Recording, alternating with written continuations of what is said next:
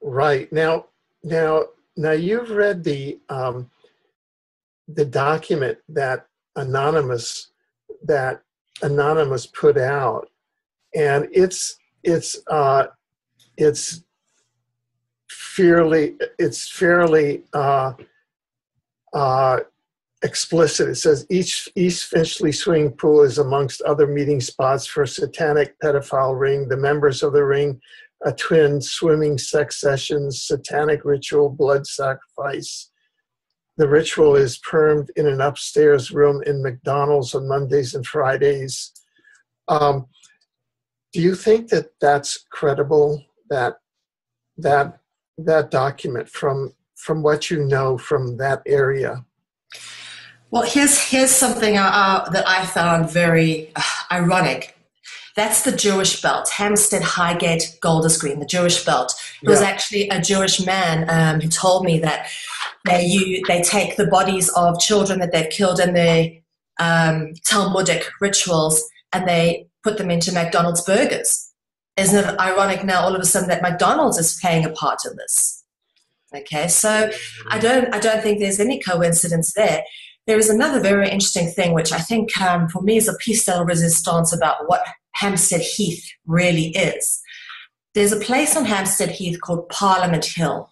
And basically Parliament Hill overlooks south over London. And you can see all the way to Crystal Palace from Parliament Hill. It's called Parliament Hill because this is where they used to hold Parliament. Now, you've done a lot of research, Alfred. You know, on hills, this is where it used to be where sacred sites of ritual were, and it's been proven as well that governments and ruling people used to meet at these ritual sacred sites, and this is where parliaments and stuff were formed.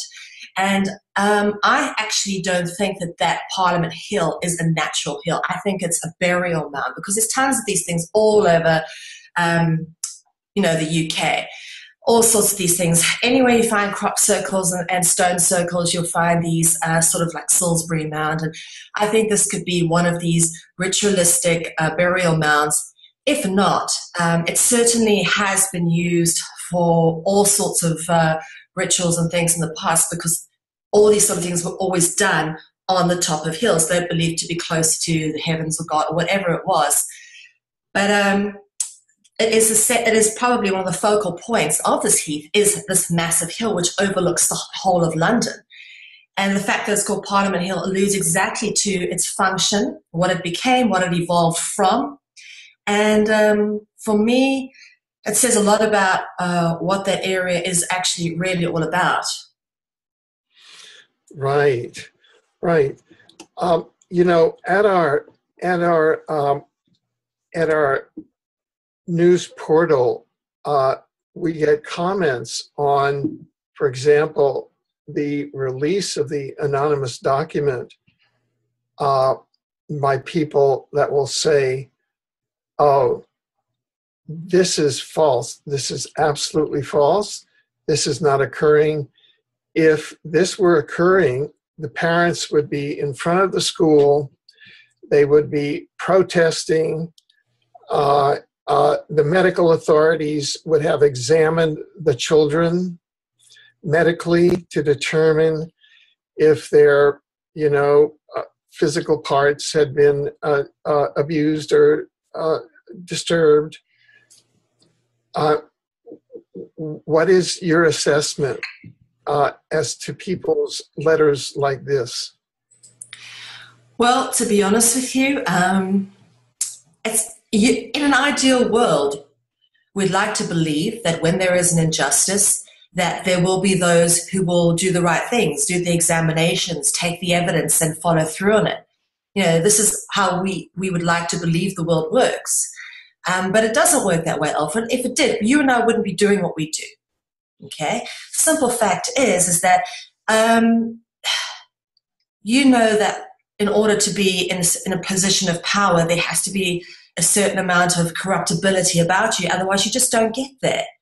Whatever that corruptibility is, whatever that fallible or that flaw is that they hook into, whether it be, you have a penchant for fiddling with little kiddies, or perhaps you like a bit of crack cocaine, or whatever it is, they will find what it is, and that's what they hook into. Perhaps, you have an ego, and you like money and women, and they will find that thing, and that is what they will play to manipulate you and get you to do what they need to do and manipulate you into those positions of power, and you just don't get there unless you're playing that game.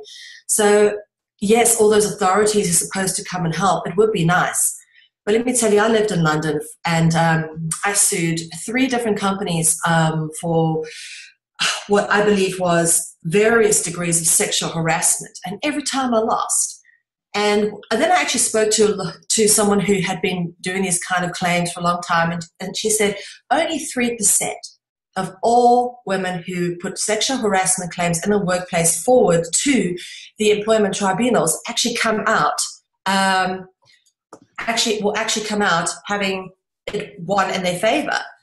There's more of a chance of them just sweeping it under the carpet and somehow finding a way for it to become socially acceptable. If only 3% of women who bring sexual harassment charges actually win their cases, what does that say about the society we're living in?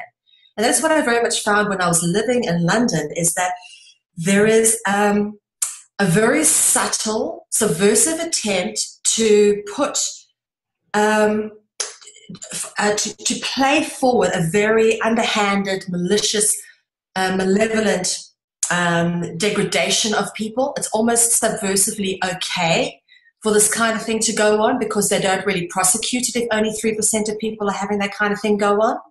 If only 3% of people bringing those cases forward, any kind of sexual harassment case, actually have the claim end in their favor, it means that they're more likely to look the other way for these things. This is the point I'm trying to make. So if that can, I'm just using from my own experience, knowing what I know about the way it works, and having lived in London for a long time and seeing the way things go down there, it doesn't surprise me at all, because there is a lot of cognitive dissonance.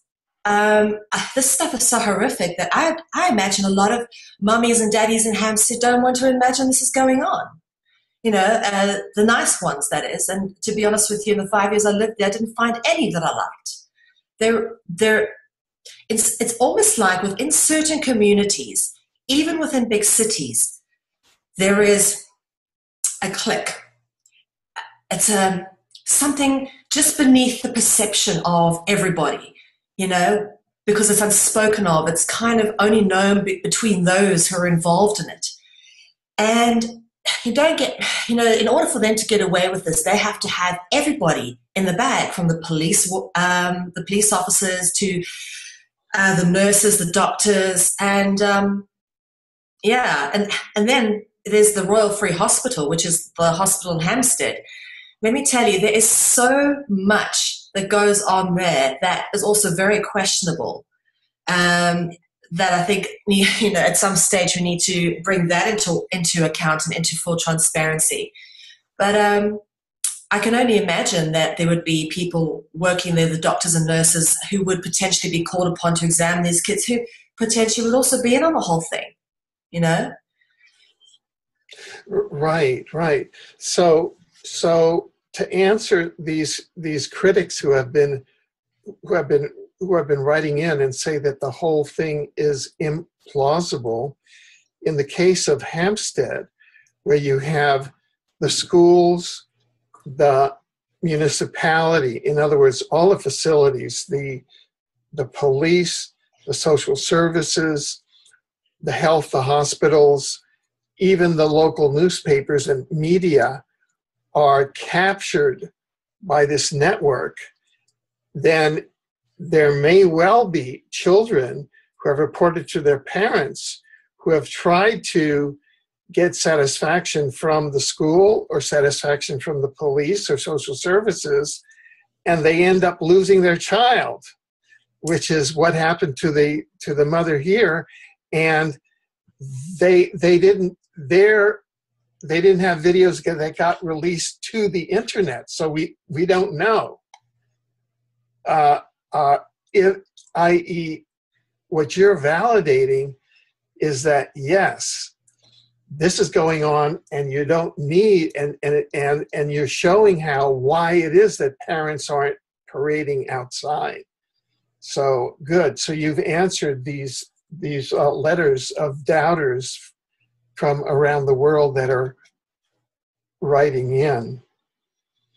Well, I think that there does actually need to be a few people kicking off, anonymous, anybody based in London, get on the Northern Line, get off at Hampstead, and go out and protest outside the school. Make a noise, make it public. Get into the high street with banners and get in everybody's faces. Hampstead High Street is one of the really poshest high streets. It's beautiful. Right? The shops there are all very expensive, and the restaurants are lovely. And get out there with banners and make a noise about this stuff that's going on in your communities. I think the only way that we can put pressure on people to do something about it is to raise awareness within the communities. And I'm an optimist. I don't believe that everybody's bad. I believe that there would be some people within Hampstead and Highgate and Golders Green and that whole area who would be absolutely appalled and shocked at what is going on. I don't believe that, these satanic circles are sometimes quite exclusive. They don't include everybody. There are people on the outer who this would mortally offend. And it's to those people we need to reach out and say, don't just go, we'll leave it to somebody else to handle, because those people that you trust to handle it are probably in on it as well. It really is up to the citizens to get out there and make a noise and bring awareness to this. I mean, this is an amazing whistleblower moment about the sort of thing that's going on. And I'm sure that Hampstead is not the only place in London that this sort of thing is happening. Right. And so how can people that are interested in following you and your news and your perspective, how can they get in touch with you and watch your news? Well, I don't really get in front of the camera too much these days, Alfred. I only really do it for good friends like you when I feel there's important things to be shared. At the moment, I'm just behind the scenes producing CCN and creating a platform for everybody else. And but if people do want to get in touch and they do have information, they're always welcome to get in touch with us, ccn@unseen.is, and tune into Conscious Consumer Network whenever you're not watching Alfred's show. Thank you. Well, good. I'm very, very glad that you were able to come to take time and come forward and share with us this story. And I really also want to commend you for founding CCN, which is a new concept in world news, the collective news network that all of its correspondents are co-creating. So I really want to urge our audience to start tuning into CCN. Thank you, Alfred. Very kind of you. Well, thank you very much then. Thank you, Alfred. Great to chat to you again. Good.